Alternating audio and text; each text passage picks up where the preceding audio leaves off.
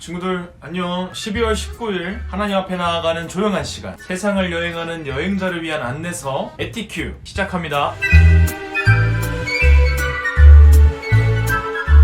오늘 말씀은 베드로전서 4장 7절에서 11절의 말씀 읽어보도록 하겠습니다.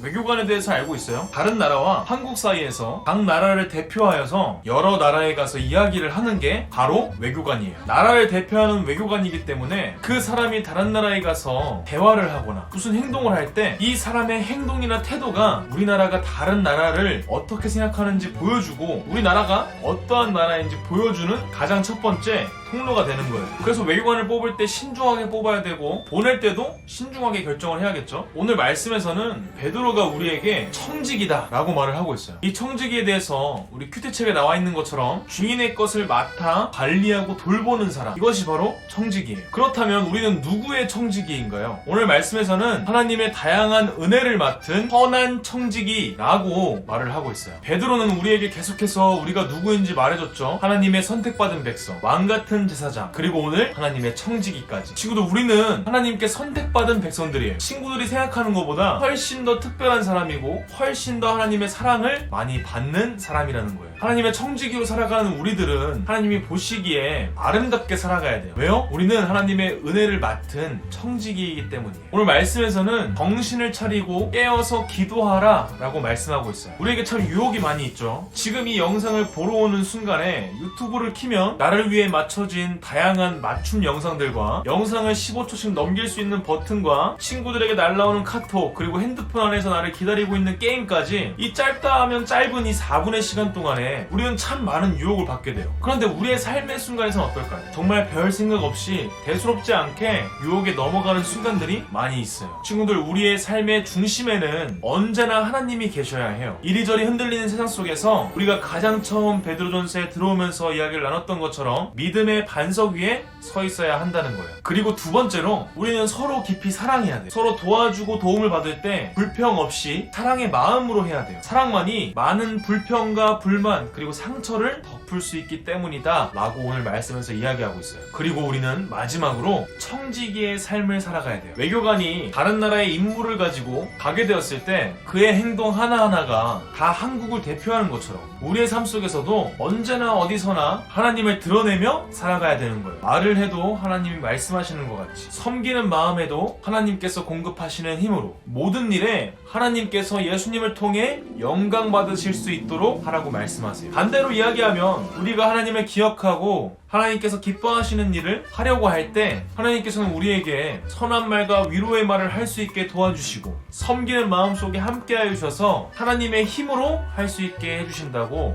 도와주신다고 말씀하고 있는 거예요. 오늘 말씀을 통해서 하나님의 청지기로, 하나님의 외교관으로 세상 가운데 살아갈 수 있는 우리 친구들이 되기를 기도합니다. 하나님, 제가 욕심에 따라 살지 않고 하나님의 뜻대로 순종하며 하루하루 살게 도와주세요. 예수님의 이름으로 기도드렸습니다. 아멘.